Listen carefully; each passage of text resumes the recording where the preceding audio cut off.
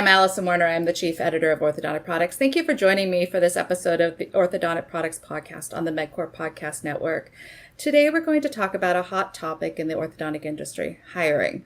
Earlier this year, we published the results of an orthodontic practice performance survey, and when we asked orthodontists about the top challenges facing their practice, staffing was a significant one.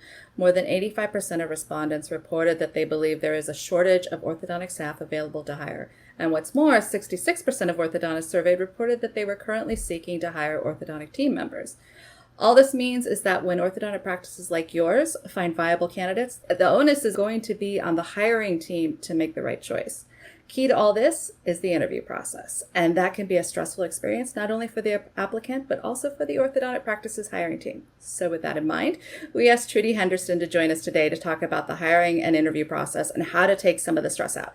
Trudy is the Director of Practice Growth Strategy for Cloud9 and founder of the company's recent acquisition, Tooth Fairy, a customer experience management software designed for orthodontic practices.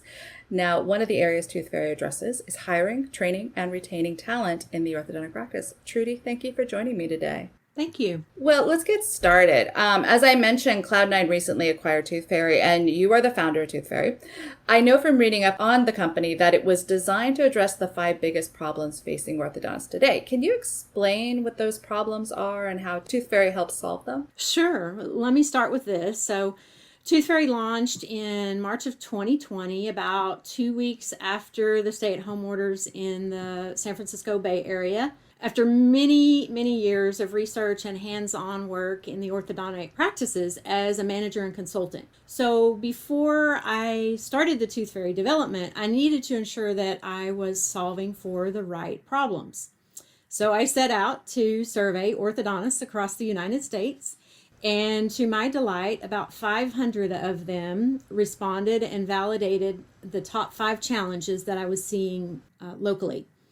And these problems consist of things like losing patients to competition, hiring and retaining talent that we're going to talk about today, winning new patients, recalls falling through the cracks, and finally, leading and motivating teams. And we solve all of these problems with a simple, user-friendly tool that incorporates concepts borrowed from my wonderful 35-year career in healthcare and nuclear aerospace, as well as other sales industries. So you've heard of Salesforce and HubSpot, right? Mm-hmm. Yeah. We're not reinventing the wheel here. We are simply tailoring a solution so that orthodontists can better serve their patients and generate more revenue faster. Okay. So what does the addition of Tooth Fairy to the Cloud9 platform mean for orthodontic practices? Who are Cloud9's customers currently? Well, it's exciting because it really means more predictability, more repeatability, and more scalability. So orthodontists finally have access to a robust customer experience management tool that leverages patient data and proactively keeps patients from falling through the cracks. I mean, our new patient orthodontic workflow is over 100 years old.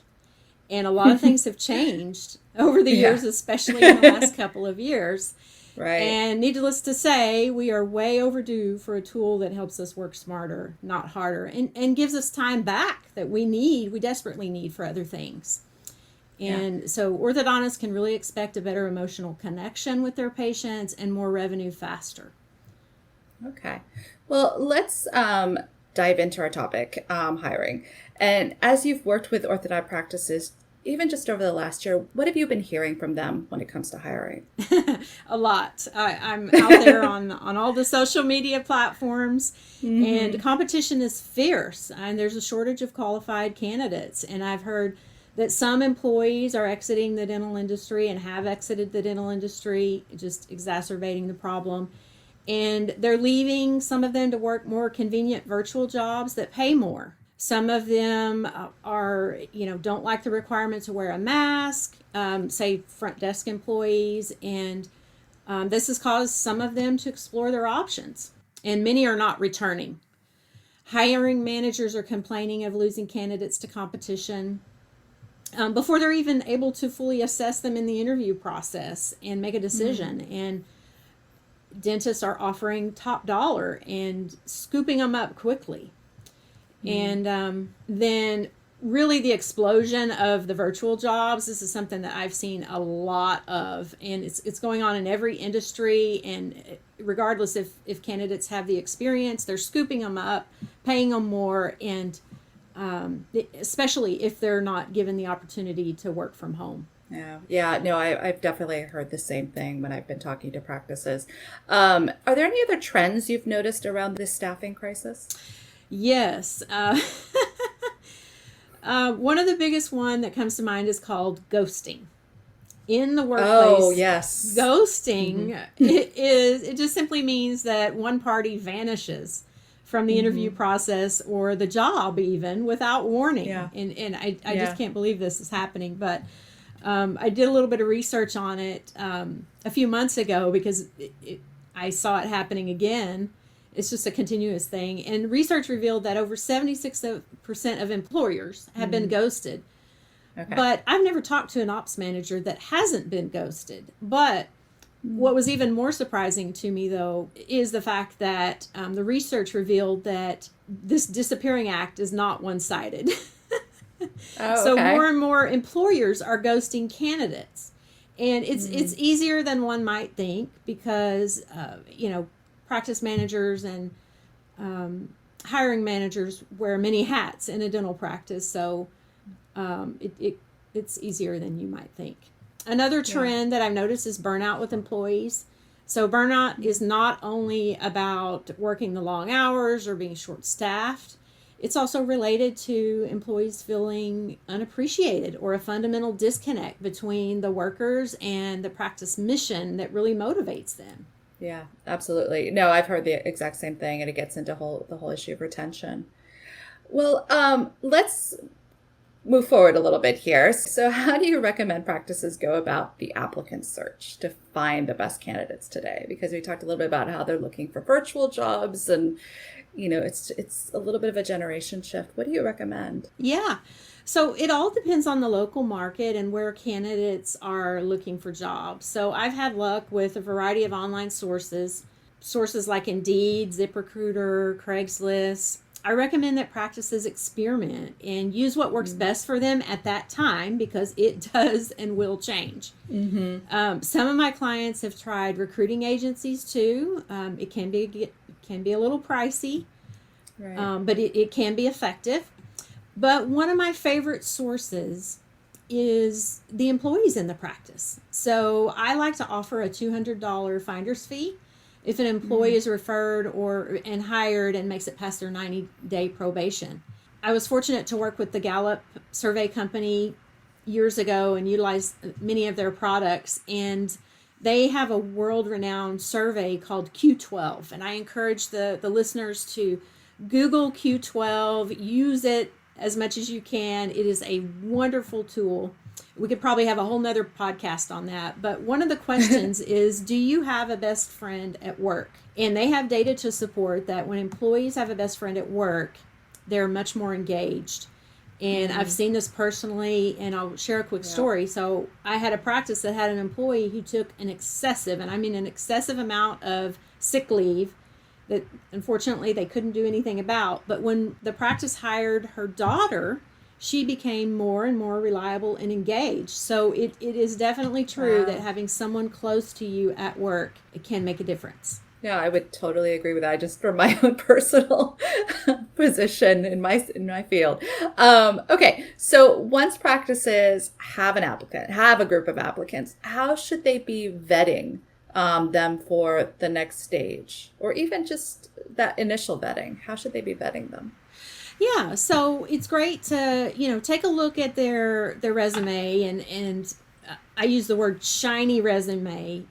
Don't be distracted by too much fluff on their resume, but look for good qualities like relationship building. What's their experience, and I love to hire for attitude and train for skill. So if I'm hiring a treatment coordinator or a front office employee, I'm okay with hiring someone without dental experience, especially now that I have Tooth Fairy, because I can speed up. I can speed up that onboarding process 86%.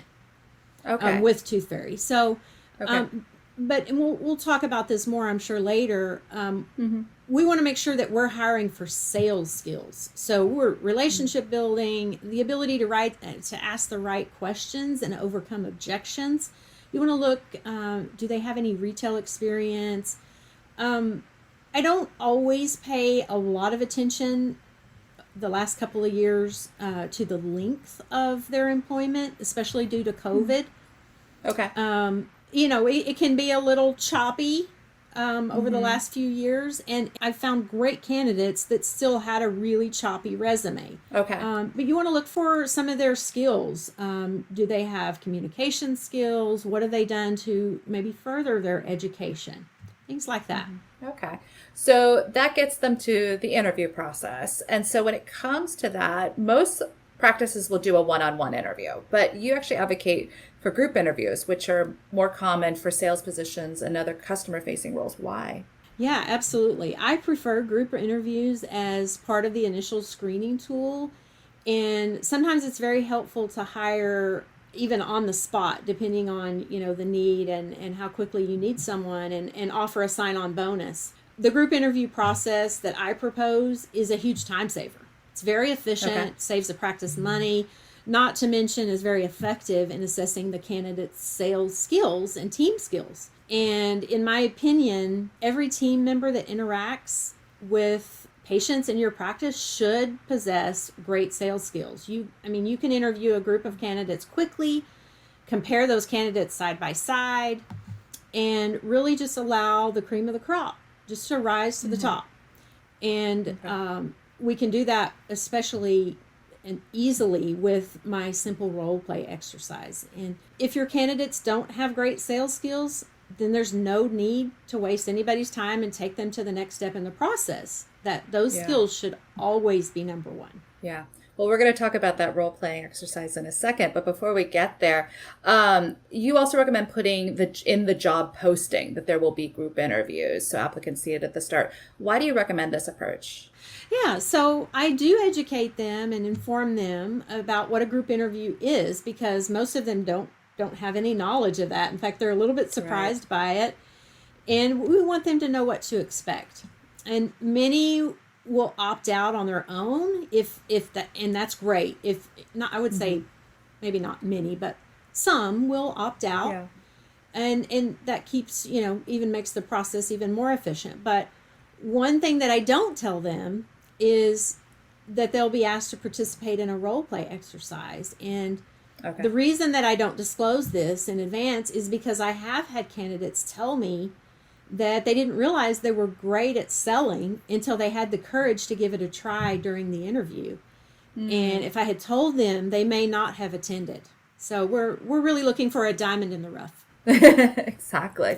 Well, is there anything else that you recommend including in that initial job ad? Yes. So I always let the candidates know that they may be a good fit if they have experience in areas like high-end retail, teaching, coaching, etc., as well as experience in debate and theater even. And one of the role play exercises that I conduct for treatment coordinators is the Tooth Fairy script reading. And I ask candidates to read a small section because I want to know if they can follow my instructions and they can sound natural when they're following a script. So much like an interview for a screenplay. So this may sound bizarre, but trust me, it really works. And again, things have changed in our world in the last 2 years, and sometimes we just really need to rethink the process and get creative. And this process is the perfect example. Okay. So let's get down to this group interview. What does it look like? So let's start with who from the practice should be conducting the interviews, and does it help to have more than one person from the practice present during the group interview? Yeah, so I recommend a very positive, upbeat leader from the practice who is definitely knowledgeable of the state and federal laws and regulations. Super important to keep risk as low as possible. But I recommend that they facilitate the interview, and I do like to include someone from the team that prospective candidates might work with if they're hired. So we're still holding a lot of meetings online. We're doing this interview online. What are your thoughts on doing the group interview via a platform like Zoom? I absolutely love a virtual group interview for the initial screening after I've identified the candidates who meet the minimum requirements. If you conduct virtual consultations in your practice, a virtual interview enables you to assess candidates' technology skills and abilities. And this Oh, is yeah. particularly helpful if your practice conducts virtual interviews or even plans to conduct virtual interviews in the future. So, in terms of the applicants, how many do you recommend having per group interview? What can you really get value out of? I've interviewed as many as 7 applicants at once, but Oh, to okay. start, I recommend just a couple of candidates until you get some experience under your belt.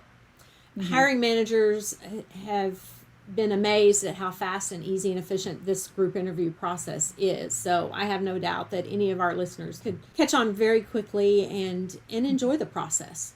Yeah. Okay. And so, if a practice is lucky enough to have several applicants for a group interview, should they, and they need to do more than one group interview, should they be grouping the applicants in any way, or is there any other structure you recommend there? Well, one great thing about this interview process that I'm proposing is that because your primary goal is to identify candidates with very strong sales skills, you Hmm. can easily group treatment coordinators and clinical staff together, for example. Okay, so let's get down to the actual flow of this group interview. What does it look like? How should it flow? Okay, so I utilize a PowerPoint presentation, and I'm happy to share that with listeners. We could talk about Right. that We're later. actually gonna put, yeah, we're gonna put that in PDF and make it available on the show notes. So keep an eye out for that. Okay. All right. So there are 4 main elements of this interview process, plus the agenda and the wrap up. So, first, I like to welcome the candidates and introduce myself. And I keep it very upbeat and try to be as emotional as possible and fun. And then we do a quick review of the agenda. So, one thing to keep in mind is that candidates are assessing you and the practice just as much as you are assessing them. So you want your candidates to recognize that you're very organized and efficient because those are appealing characteristics to anyone. Mhm. And then second, I ask for a volunteer to start the introductions off. I notice in this process who offers up first, who offers to go 1st. And I note whether or not there's any hesitation or not. And I continue this until I get through all of the candidates. So Okay. just remember to take really good notes throughout the process. Next, I showcase the practice and the doctor. Now, this is super important because of the competition out there, but I like to pretend that I'm giving the candidates an orientation on their first day. And this should, again, be delivered with lots of emotion and excitement because your passion can make the difference between a rock star candidate accepting your offer or going next door to a competitor. So, this is why you want to choose the interview facilitator very wisely. Okay. And then, third in the process, I quickly give candidates a glimpse of what a day in the life of a TC is like. For example, if you have clinical candidates, present that example of walk them through with a few bullets what it's like. And if you have both clinical and treatment coordinators, include a slide for each one so that it feels very personal for them.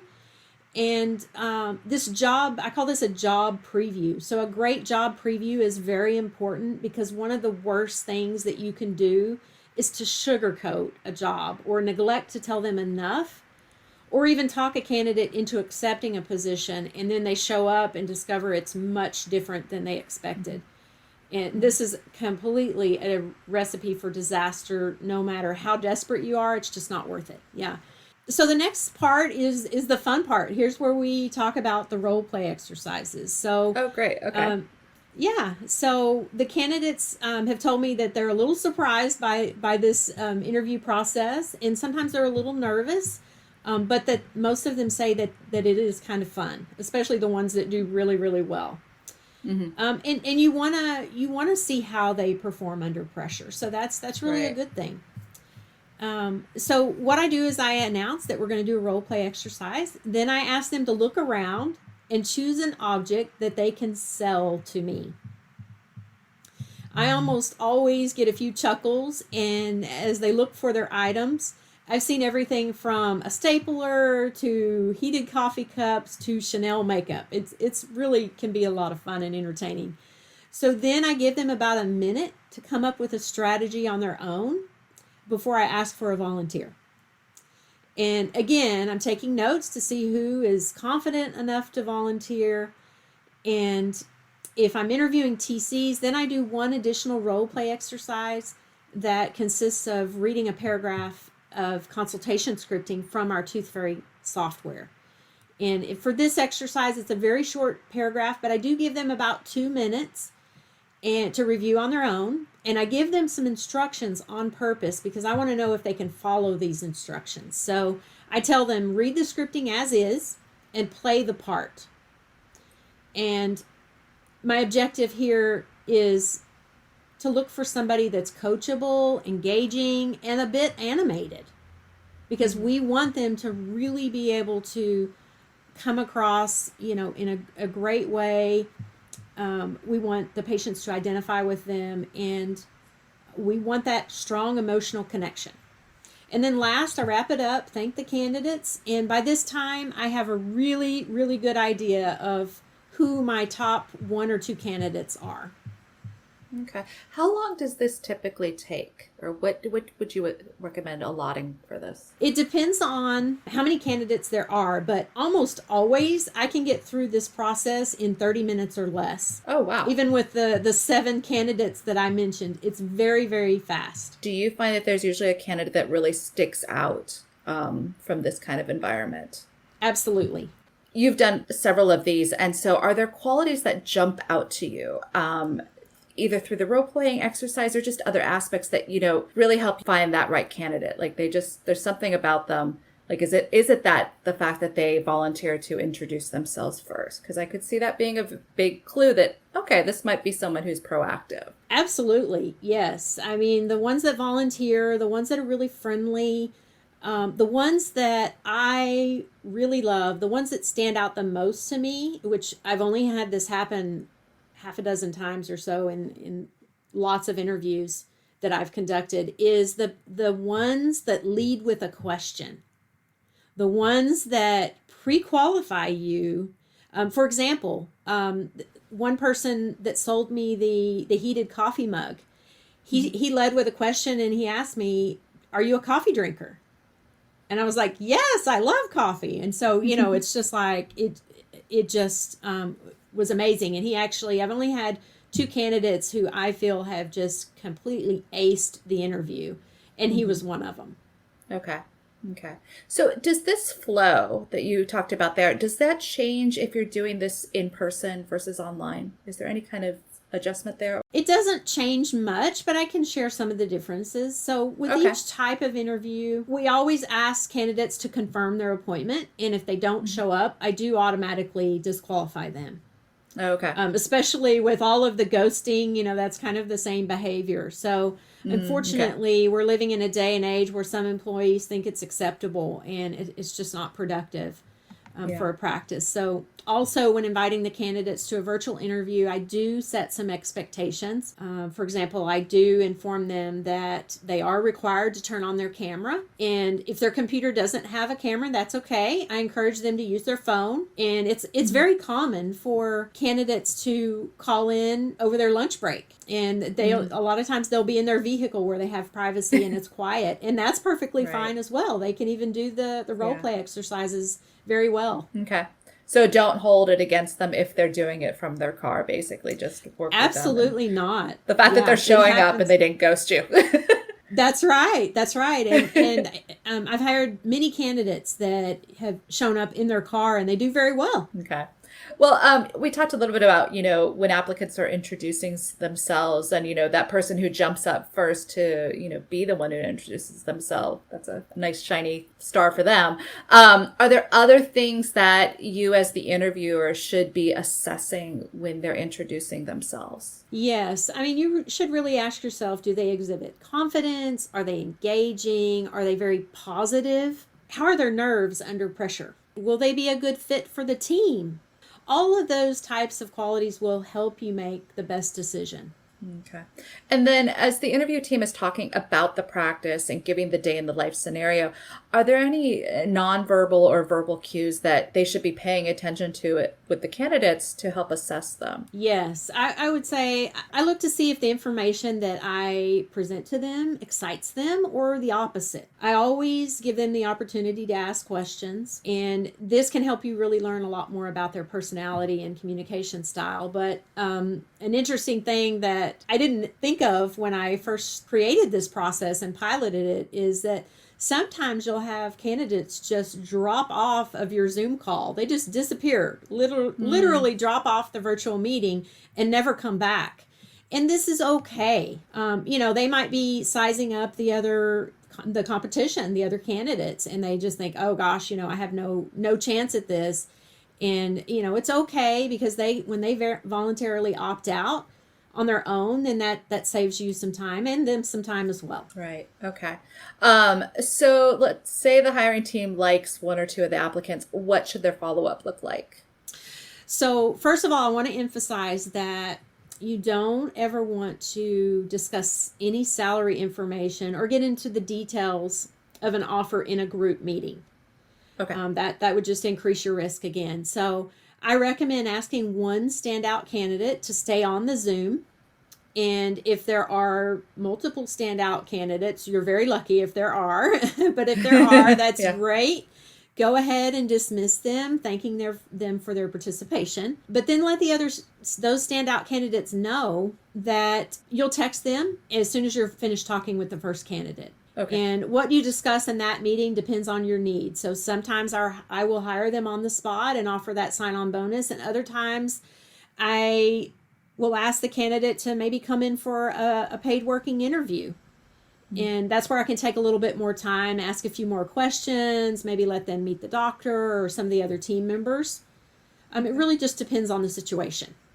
Okay. What if the interviewing team didn't like any of the performance of any of the applicants? What then? Well, from my experience, don't be discouraged if you don't have any candidates who stand out. I've had this happen many times, and it's okay, because this type of interview really helps you weed out these types of candidates quickly. So when you're interviewing multiple ones together, you're not losing near as much time as if you're asking them to come in individually. So in my career, I've conducted hundreds of Hogan personality assessments for dental practices. Mm-hmm. And the Hogan assessment group out of Tulsa, Oklahoma, they assert that only about 1 in 7 people are high fit for a sales and customer role, no matter what the industry or country. And by high fit, we mean can ask all the right questions, answer objections effectively. And in fact, I have a friend who is one of the top Chick-fil-A franchise owners, and he told me that it's common for him to conduct 30 to 40 interviews before he makes a decision. So, I wouldn't worry about it. Just keep going, because, with this fast, efficient process, you'll quickly get there. Much sooner than if you're doing it one-on-one. Trudy, this has been some really great information. As we mentioned, you've actually put together a slide deck that walks practices through the group interview process. Can you just talk a little bit about what they can expect when they look at that slide deck? Sure. So there's just going to be less than half a dozen slides, and you can make adjustments to this as you learn, and I would love to hear feedback on that. But all the sections will be there that you need to show the candidates. And then there are a few notes for you as the facilitator of the interview. Trudy, again, thank you so much for going in depth on this and walking our listeners through the process that should hopefully take some of the stress out of interviewing. And if listeners want to learn more about Cloud9 and the Tooth Fairy tools, who should they reach out to, or how can they reach out to you? Sure. They can reach out to me at my email address. My first initial T, last name Henderson at cloud9.software, or sales@cloud9.software. And I'd also be interested in connecting with listeners on LinkedIn. And if you are a current Cloud9 customer, you can also reach out to me through Club9, our online chat platform. Great. Well, to our listeners, thank you for joining us. Be sure to subscribe to the MedCore Podcast Network to keep up with the latest orthodontic products podcast episodes and to keep up with the latest industry news. Check out orthodonticproductsonline.com. Until next time, take care.